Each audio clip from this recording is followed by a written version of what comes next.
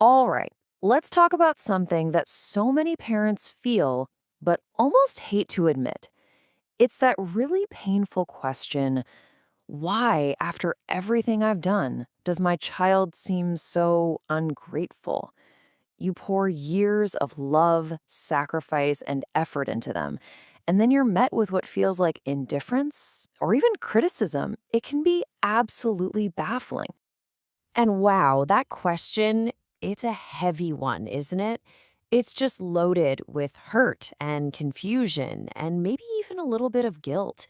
You've given your heart and soul to raising this person. So when gratitude isn't what comes back, it's totally natural to stop and ask why. You know, the easy answer, the one we all jump to, is that it's a moral problem, that our kids are just spoiled. But what if I told you that's not the whole story? Not even close. Psychology shows us a much, much deeper picture. What looks like simple ingratitude on the surface is often a symptom of some really complex stuff happening under the hood. So, in this explainer, we're going to peel back that myth and get to the reality. Okay, so let's dive right into the real reasons. We're going to look at the hidden dynamics within a family that can actually shape a child's ability to feel and show gratitude. And let me just say, this isn't about pointing fingers or placing blame. It's just about understanding how these relationships work. First up, let's talk about something we'll call the parenting trap. And what that is a set of really common and often very well-intentioned parenting habits that can, believe it or not, accidentally get in the way of a kid developing true appreciation. So this slide lays out three really different patterns, but it's how they connect that's so fascinating. So on one side, you have overprotection. When a kid gets everything they could ever want without having to work for it, their brain learns that this is just the default setting. Comfort and gifts aren't something special to be grateful for, they're just baseline.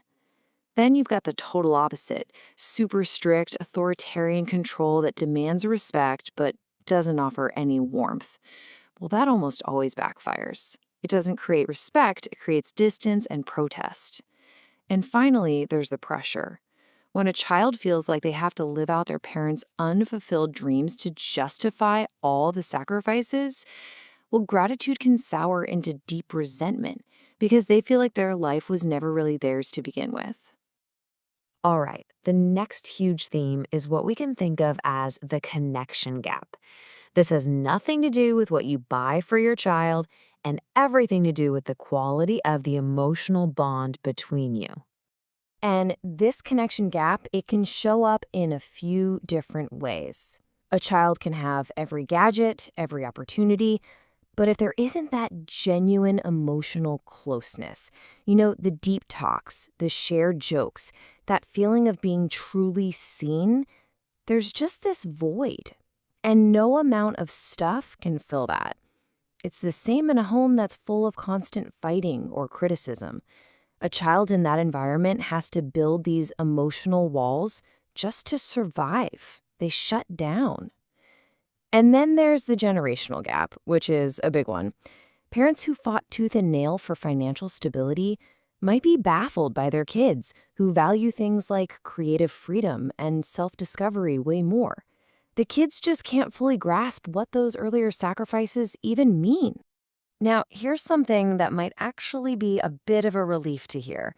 Some of what we see as ingratitude is actually a totally normal, even if it's a really difficult, part of just growing up.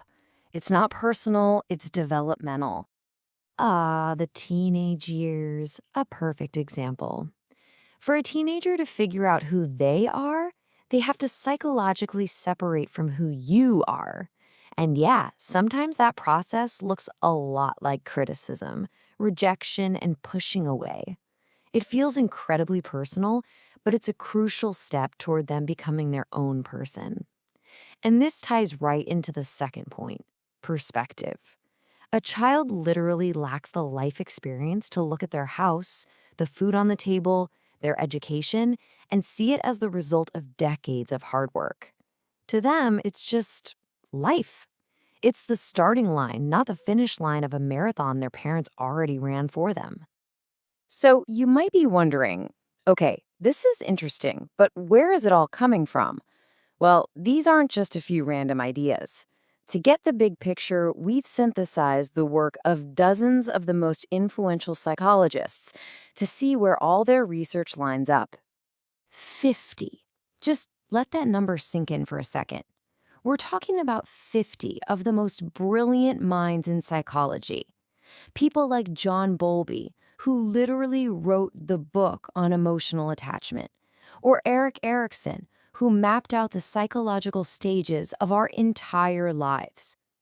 Their combined life's work points to a handful of really clear fundamental truths. And this is what they found. When you boil it all down, the same 5 roots of ingratitude pop up again and again across all their research. First, that disrupted emotional attachment, the connection gap we just talked about. Second, those flawed parenting styles, whether it's too strict or too lenient. Third, that totally natural and necessary need for a kid to psychologically separate. Fourth, bigger cultural trends, like a move towards individualism. And finally, yeah, some of it is just personal factors, like a child's own innate temperament. Okay, with all of that as our foundation, we're now at what I think is the most important part of this whole explainer. It's a concept we're calling the gratitude paradox, and it might just be the single most important thing for any parent to understand. So here it is. This is the paradox. The more you demand gratitude from your child, the less you will actually get it. Think about it. When you try to force it, gratitude stops being a real emotion. It becomes an obligation, a transaction, a debt to be paid. And demanding it actually builds the very resentment and emotional distance that makes genuine gratitude impossible. This is the core mental shift we have to make. You cannot extract gratitude like a payment for services rendered. You can only create the right conditions for it to grow on its own, kind of like a plant in a garden. The goal isn't to demand the flower, it's to nurture the soil. So, how do you tend that garden? Well, you start with mutual respect, truly seeing your child as their own person, not an extension of you. You prioritize that strong emotional connection above everything else. You give them the personal freedom to make their own choices, which cuts resentment off at the knees. You still maintain healthy, fair boundaries for safety and structure. And maybe the biggest one of all, you model it. You show gratitude in your own life. Kids learn what they see, not just what they're told. And finally, I want to leave you with a little bit of reassurance, a little bit of hope. Gratitude develops over time. When kids are little, it's super simple. Thanks for this toy.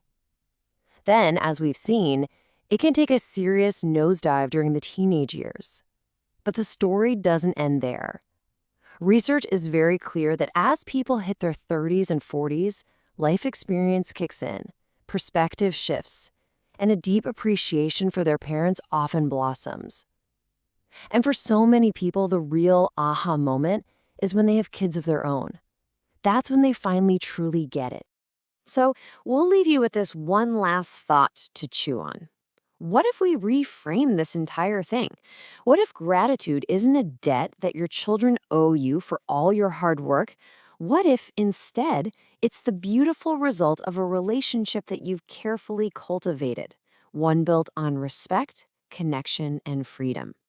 It's a pretty powerful shift in perspective, and it might just change everything.